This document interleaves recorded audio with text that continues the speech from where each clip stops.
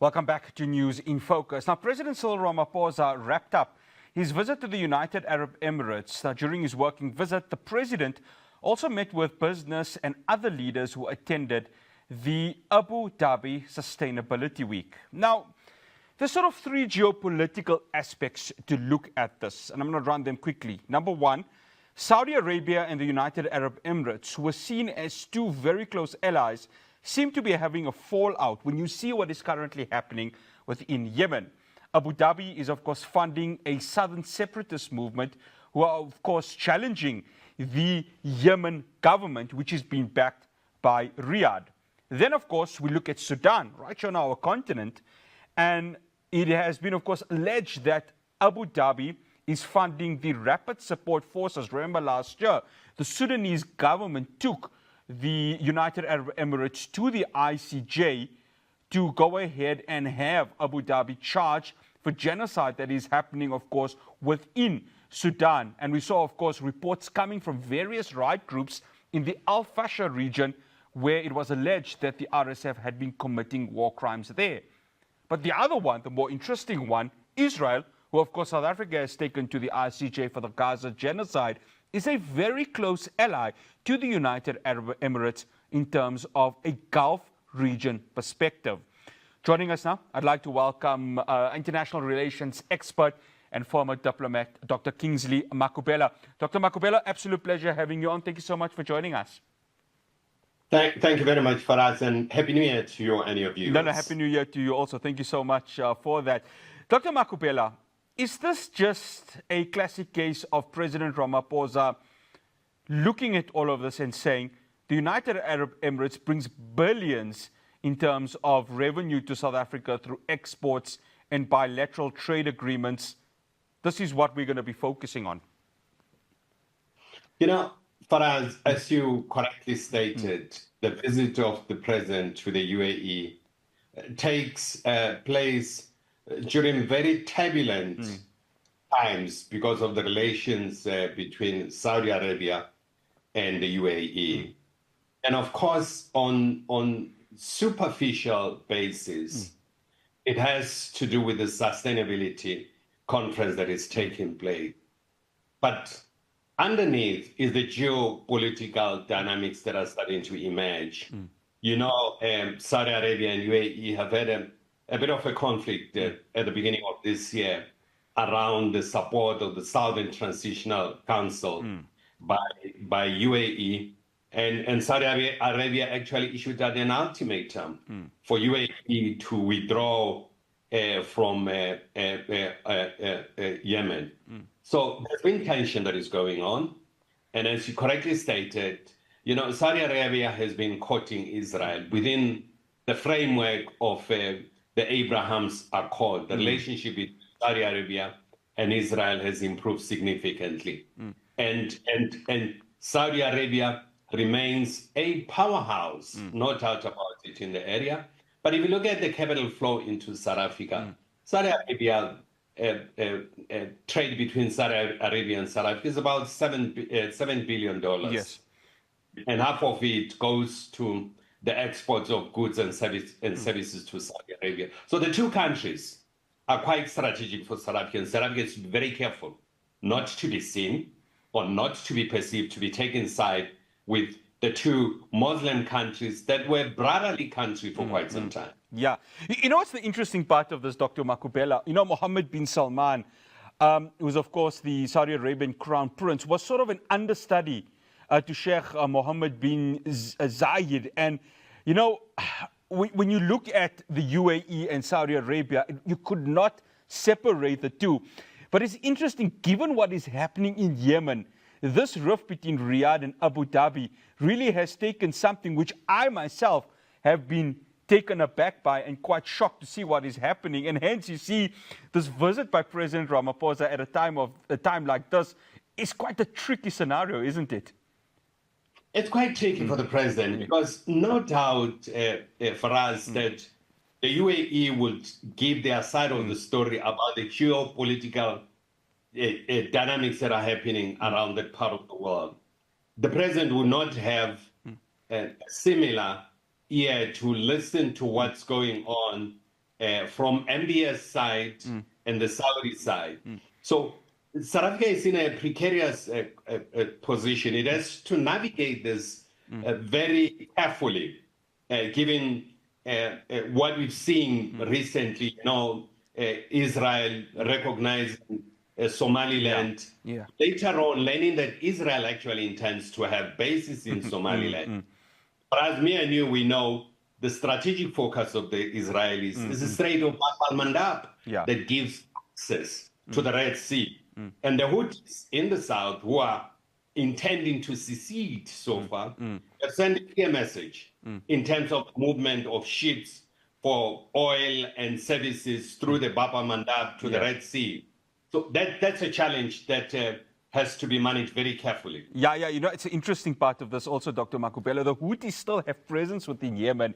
And of course, the Houthis are being backed by Iran, and no one really knows what the situation of Iran is going to be right now, given what we're seeing there.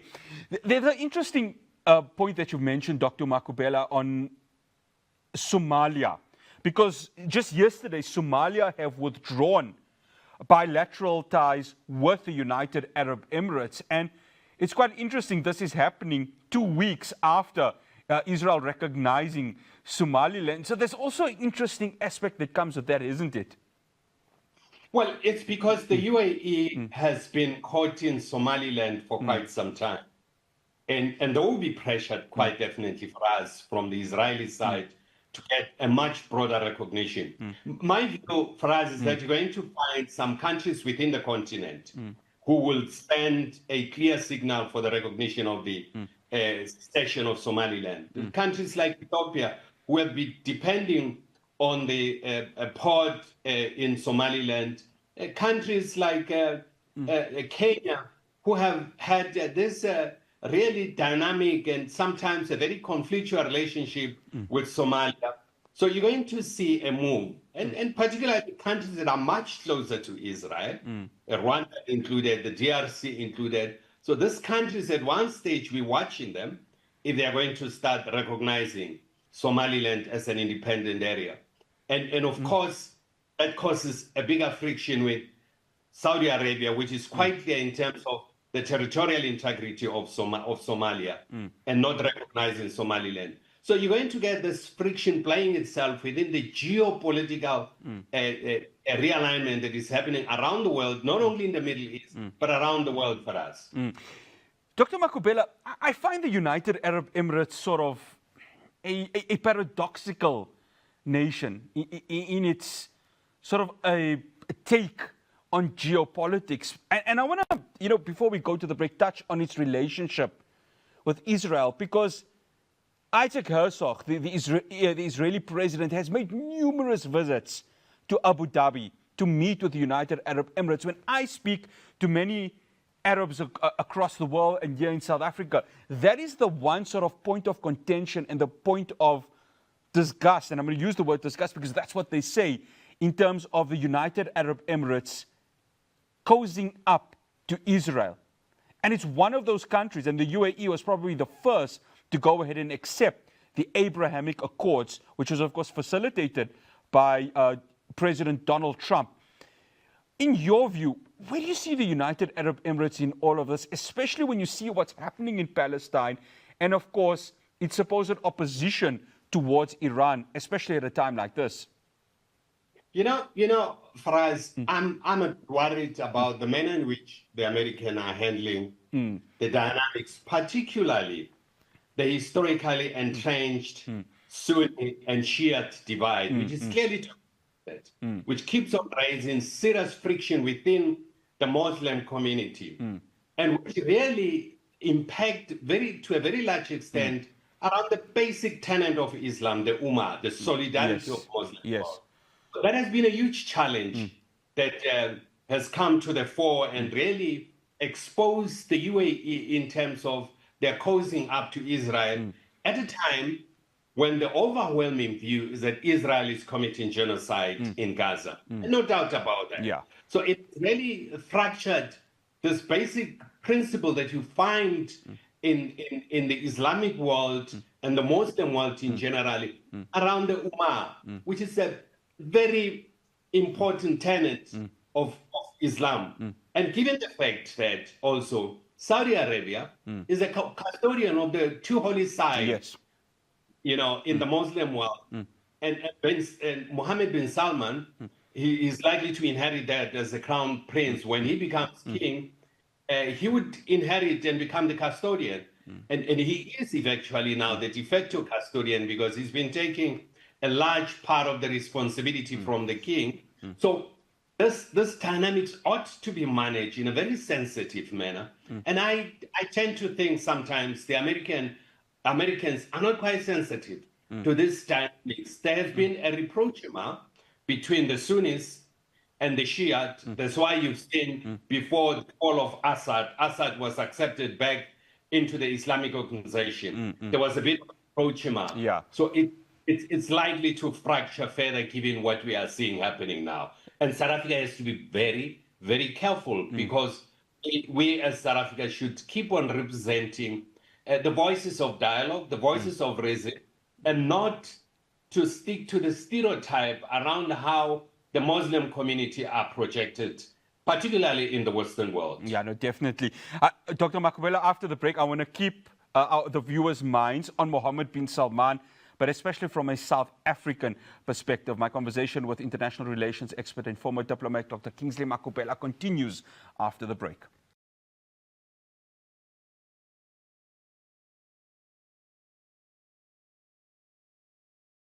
Welcome back to News in Focus. I'm still in conversation with Dr. Kingsley Makhubela, international relations and former diplomat. Dr. Makhubela, when President Cyril Ramaphosa, of course, came in as president in 2018, one of the countries he visited was, of course, Saudi Arabia. And at that time, Mohammed bin Salman had been just the anointed crown prince of Saudi Arabia. South Africa, of course, with its G20, I know we had that conversation last year. Saudi Arabia, an important player in the G20 aspect of this. In your view, the visit to United Arab Emirates, would it affect South Africa's relations with Riyadh, given what we have seen this week? No, I don't think it would affect the relationship. What would make the Saudis a bit nervous is to try to understand as to what transpired behind the closed door. The Saudis would have wished to be a fly in the wall to try to understand what is the UAE doing. So I think once the details then start to emerge through different sources about the discussion behind closed doors, that's when the Saudis will likely take their position. But I'm aware that President Ramaphosa may be very sensitive to these issues. He may have been briefed not to try to be seen to utter anything that may give the impression that he endorses the position of the UAE against the Saudis. So that's what would create problem if indeed he is perceived to take any side. Dr. Makhubela, I want to get your take on when we see what is currently happening in Sudan. And I've had conversations with many within the Sudanese diaspora within South Africa, and a lot of them were reasonably disappointed with President Ramaphosa's visit to the UAE. The reason why, it's because obviously when you look at the RSF, there is this allegation of genocide that is happening. When you listen to rights groups, they have stated, especially in the Al Fasher region, that the RSF had committed genocide there. What's your take on this? Because the United Arab Emirates, again, was taken last year to the ICJ by the Sudanese government for exactly this right here. For us, the question of the Sudan, it's one of the saddest things that is happening within the continent. I've had the privilege during my tenure at the foreign ministry to have been responsible for the Sudan. And I've visited the Sudan many times, and I've had a lot of interaction with a lot of Sudanese. Problem of the Sudan really lies within the Sudan. The fact that you are having this conflict going, there are accusations and counter-accusations for genocide or war crimes being committed. It's very difficult to get a better understanding now. I've had the privilege about 2 years ago to participate at the Mbeki Foundation's colloquial that has been organized, and I've had the opportunity to listen to both sides in the conflict, put in their side of the story. I think what is required in the continent and what is lacking from the continent for us is a deliberate effort to try to find a political solution to the conflict. I'm a student of conflict resolution. I'm always hesitant that during the conflict, you find propensity by legal scholars who are starting to think about sending people to the ICC or the ICJ before the conflict is resolved. And this has created intractability within the conflict because, I mean, how do conflicting parties negotiate the resolution of the conflict when that really sends them straight to jail? That has been one thing in terms of restitutional justice and resolving the conflict. And it's one thing that scholars on both sides of the divide are unable to find a plausible solution that will bring an end to the conflict. And it's something that keeps on being debated around the world. Dr. Makhubela, if we look at the protest that is happening in Iran, one conflict, and I think both you and I will agree, we hope it doesn't happen, but the rhetoric from Donald Trump seems to be swaying that way, that is Iran. And if there's, of course, one base that the United States would look to launch an attack on Iran, it would probably be that of the United Arab Emirates. Now, the reason why I bring that up is South Africa has a relationship with Iran. Last week, they were supposed to, of course, participate in those Navy drills in Simonstown. Of course, Iran has withdrawn its Navy in terms of that. South Africa's relations with Iran, I mean, that's also another paradoxical one. How does this play out, Dr. Makhubela? Because it's going to be very interesting if the US goes ahead and launches this attack with Iran. It's quite clear the UAE is going to back the United States. And this really leaves South Africa in a sort of difficult situation. How do we see this playing out? You know, for us, there hasn't been clear communication from government about the Iranian participation in this naval exercises that are going on. I've seen reports today in the media suggesting that the Iranians are participating. But I have a total different view. The pressure does not come from the Americans. I think the Europeans are the ones that are putting pressure for the exclusion of Iran. And I think if that is the position, and our president has taken a position that the Iranians should not participate because of external pressure, it's basically mortgaging our sovereignty as a country. As a country, we should have the right to interact with anyone. I mean, if the Europeans have a challenge with the Iranians, there are problems with the Iranians. South Africa should not fall into that. So this new world that is starting to emerge, this multipolar world, that really it's taking out the them and us. The Americans have made quite clear that if you interact with Iran, with Russia and China, you are interacting with their adversaries. I mean, Donald Trump has announced that he's going to impose 25% tariffs on anyone who does business with the Iranians. But if you look at the list of countries that are doing business with the Iranians, are mostly Western countries. South Africa is even in that list. So South Africa has to be very careful not to become a pawn of the Western European. This is, I think, is the agenda of the European. You will recall after the 12 days war last year, Faraz, Macron came up to say, on the table now must be the discussion around the ballistic missile of the Iranians. Iranians must be disarmed. So I think South Africa has made commitment, this is my view, has made commitment in that respect that they will try to isolate Iran. The unfortunate part is that Iran is part of the BRICS. And South Africa has to make a decision whether it plays by the rules within the BRICS. If you see the behavior of South Africa in the recent past for us, you realize South Africa is taking side with respect to the difficulties that are emerging between the Europeans and the Americans. In many respects, even in the Russia-Ukraine war, South Africa shifted. In December, South Africa voted for a resolution in the General Assembly, which South Africa has in the past abstained, calling for the return of the children. So you can see South Africa gravitating towards the side of the European, and South Africa will become a proxy in the conflict between the Europeans and Americans. South Africa has to be very careful about. Yeah, and I think one final question, Dr. Makhubela. You brought up the BRICS scenario to this, and of course, the interesting part is that the United Arab Emirates is also part of BRICS. That's going to be a huge factor, isn't it, Dr. Makhubela? The fact that you've got three of these countries, South Africa, Iran, and the United Arab Emirates, being part of BRICS. So how much of a factor does that take into consideration? Well, you would know that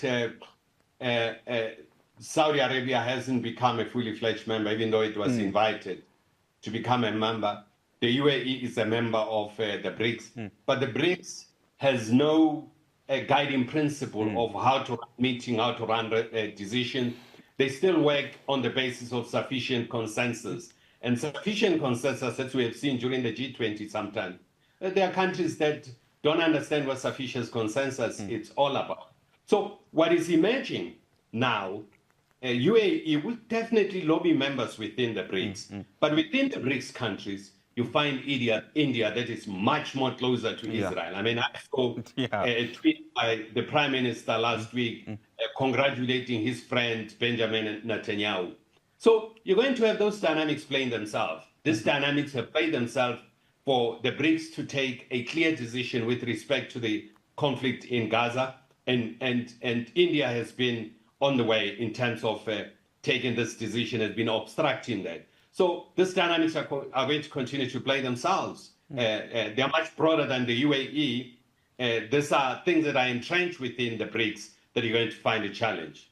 Dr. Kingsley Makhubela, always a pleasure having you, and thank you so much for joining us.